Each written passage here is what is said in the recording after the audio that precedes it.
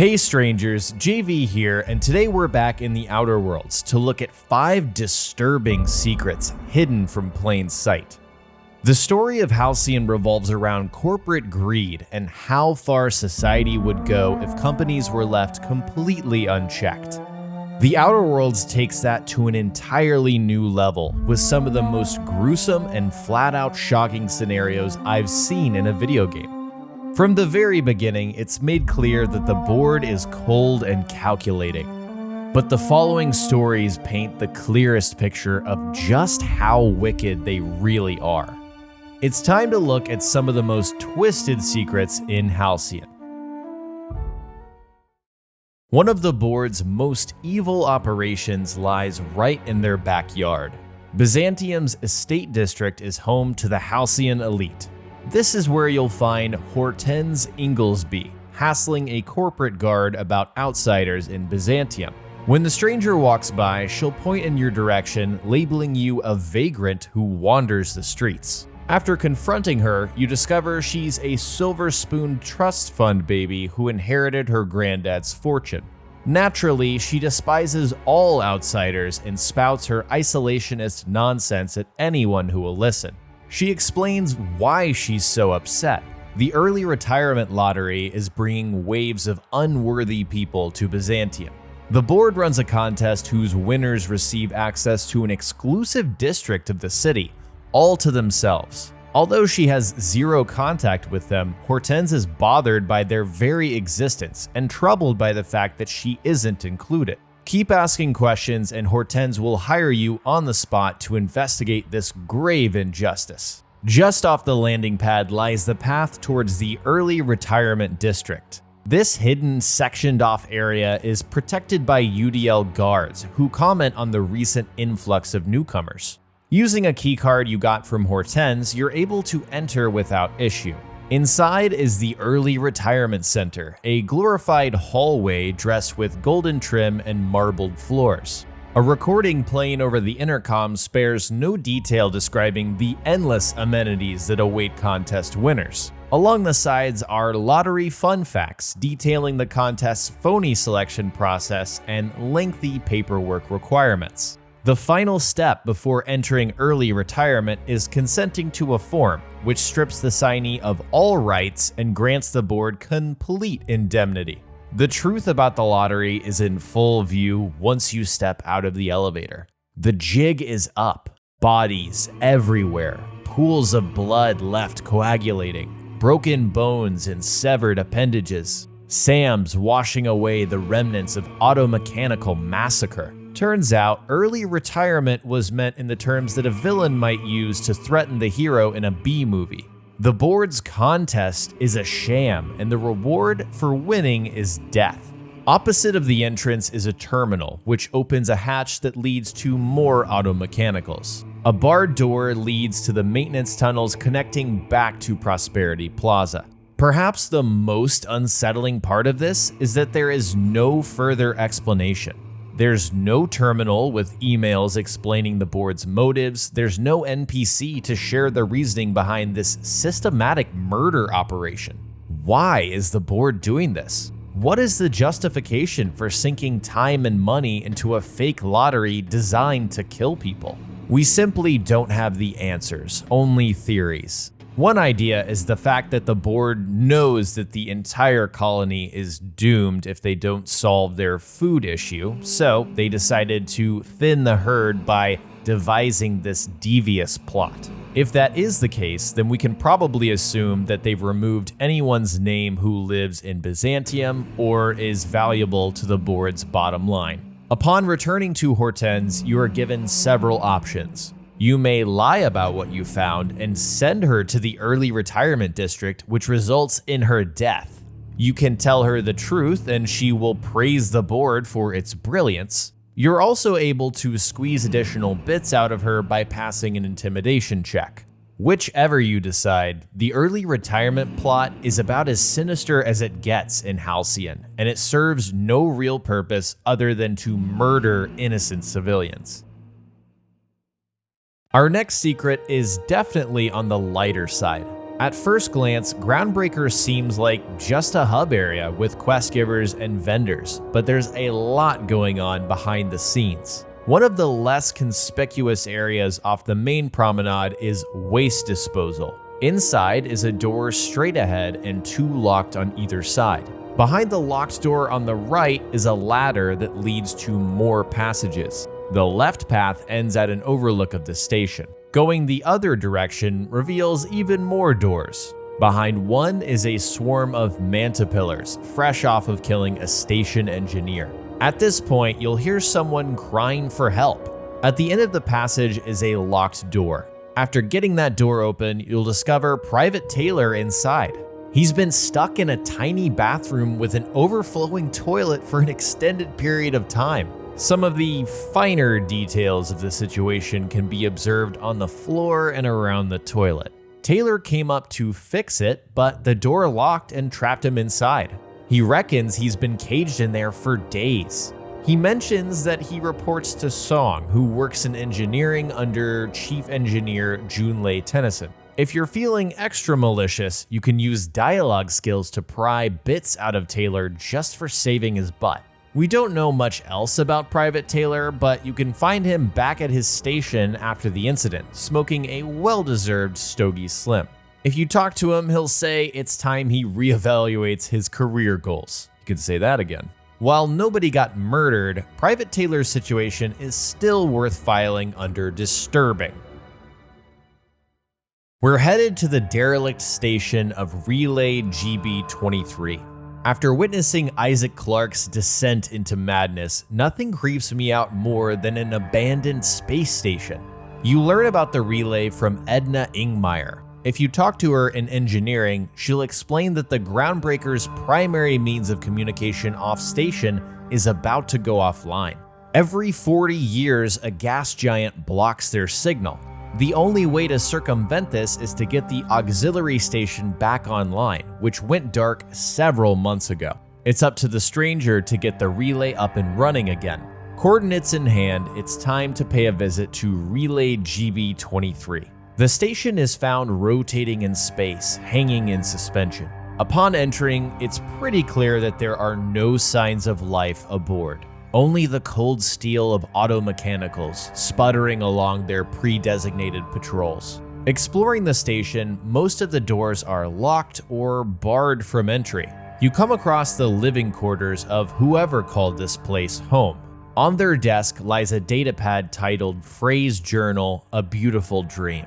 It reads more like a nightmare, as Frey recounts his fantasy of tying a streamer around his supervisor Delilah's neck and watching a mouth appear, screaming.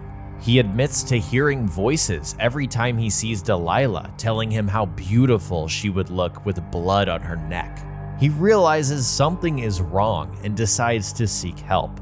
Further evidence of Frey's madness is found on the kitchen counter in an operations manual for auto mechanicals. It appears that he's crossed out paragraphs and torn pages, ignored charging protocols, and circled random letters as if he were trying to decipher a hidden message that isn't there. Further into the station, in a room full of machinery, is Frey's next entry, Escape. It describes his worsening struggle with the voices, instructing him to give his gifts to everyone he sees. A blade is all it would take to end their suffering. Frey meets an old friend and tries to explain his situation, but the whispers overwhelm him. He makes plans to leave Byzantium, as it's the only way to protect others from himself. Frey's third entry sits in the cargo room. He claims to have located the source of his madness. After scrounging together supplies for his extended isolation, he made his way to Relay GB-23. On his journey, Frey boarded the Groundbreaker and discovered that not just anyone caused the voices. The common folk didn't stir the whispers in his head. They only awoke when the Byzantine elite were in sight. The voices started up again aboard GB-23, this time coming from the transmissions via Relay Terminal. Frey decided to shut down the terminal, his madness finally cured for what he thought was once and for all. He made plans to return to his loved ones in Byzantium. In the control room is Frey's final journal, lying next to his dead body. The whispers came back stronger than before, this time demanding blood in the streets. He decided that ending his life was the only solution to his problem. What's particularly tragic about Frey is not only that he experienced symptoms of psychosis and signs of schizophrenia, there's a very remote chance he would have found the right kind of help in Halcyon. The board abandons and even punishes sick people. Edgewater's mysterious plague is a great example. It's safe to assume mental illness would be addressed with a similar lack of compassion. Frey's story is heartbreaking to stumble upon, but it stands as an emotionally powerful piece of storytelling in the stranger's journey. Monarch probably has more than a few missing people, but one person's case crosses paths with the stranger. The trail starts in Stellar Bay, home of Monarch Stellar Industries. The company used to be a respected member of the board, but was shunted after the Halcyon Holdings Corporation enacted the Hazard Clause. Monarch was found to be ill-suited for colonization, and all corporations were forced to evacuate under penalty of disbarment. What remains of MSI is run by CEO Sanjar Nandi with help from his middle manager, Celia Robbins. Before starting the missing persons investigation, Celia asks the stranger for a favor. She sends you to Sebastian Adams. He sells severed animal parts for a living, collected from the many dangerous creatures roaming Terra 1. Celia wants to ask him out, but is too shy to make the move herself. So she tasks you with getting the point across. Once he agrees to the date, the stranger can report back to Celia with the good news. After that task is out of the way, you can return to Sebastian to ask him more about the Creature Claw business. He'll mention a customer named Mr. Pickett arrived in Stellar Bay right before the Hazard Clause was set in place. Despite being stuck here, Monarch suited him well since he had a penchant for big game hunting. Sebastian reveals that he sent Mr. Pickett off weeks ago to tackle a Mantiqueen and hadn't heard from him since. He asks you to track him down and report back with any findings. The trail leads to a clearing south of Amber Heights in the eastern part of the region. Monarch is teeming with wildlife, and this area is no exception. Carving a path through the fauna, you'll find a sickly Mantiqueen at Mr. Pickett's last known location. Cutting it down and looting its body reveals the fate of the hunter. Mr. Pickett's journal is found in her body. Unfortunately, it can't be read, but its description suggests a detailed account of Mr. Pickett's journey to Monarch and his quest to transport a Mantiqueen back to Edgewater. In Stellar Bay, the stranger hands Sebastian the journal and with great difficulty explains that Mr. Pickett did not survive his hunt. The fate of Mr. Pickett was in the hands of Sebastian, who unknowingly sent him to his death. If you brought Nyoka along, she'll remark that anyone hunting a Mantiqueen is asking to be killed. Sebastian believes he should read the journal, but never divulges any more information. While the investigation is an open and shut case, the fact this death could have been so easily avoided makes it all the more disturbing. Our final secret for this video involves you, the unplanned variable. I'd consider the following secret to be a pretty big spoiler in the grand scheme of things. So if you came across this video without having completed the Outer Worlds and you care about the story, please proceed with caution. We arrive in Halcyon mostly intact thanks to the efforts of Dr. Phineass Wells. The Hope had complications in transit to Halcyon, and the entire ship was in suspended animation for several decades. The most likely side effect of reviving a colonist from the Hope is death by liquefaction. However, thanks to Dr. Phineass's brilliance, the stranger overcomes those complications and avoids explosive cell death. But what Phineass doesn't reveal, at least not directly, is that he failed. He failed a lot, potentially thousands of times. Later on in the story, you'll gain access to Phineass's private terminal. In the first entry, Phineass details his struggle with the board not allowing him to revive the Hope's colonists. Despite his best efforts and best intentions, corporate would not authorize his experiments. Phineass took the matter into his own hands and began experimenting on colonists outside of board purview. Unfortunately, it took a lot of pain and death before he succeeded. On average, they lasted 93 seconds before dissolving into a paste. Every single subject screamed non-stop before succumbing to explosive cell death. He wondered just how many he'd have to sacrifice before finding his breakthrough.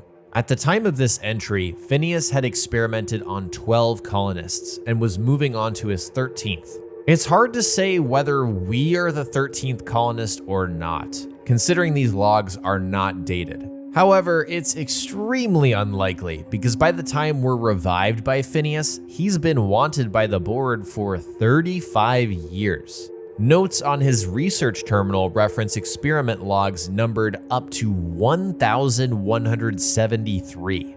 We also know that Phineass tried his revival experiments on cystipigs too, but it's unclear whether those were before, after, or during the course of his human experiments. We have no definitive answer as to how many colonists died so that the stranger could live. We do know that all of the death took a serious toll on Phineass. He could have murdered thousands of people in the hopes that one of them would live and make all of this loss of human life worth it. The idea of sacrificing few for the survival of many is troubling, but it's hard to argue Phineass had any other choice. Disturbing as it is, this remains one of my personal favorite epiphanies in the entire game. And there it is. We looked at 5 disturbing secrets hidden in Halcyon. There are countless stories to share from the Outer Worlds, so let me know which ones you'd like me to cover next in the comments section below.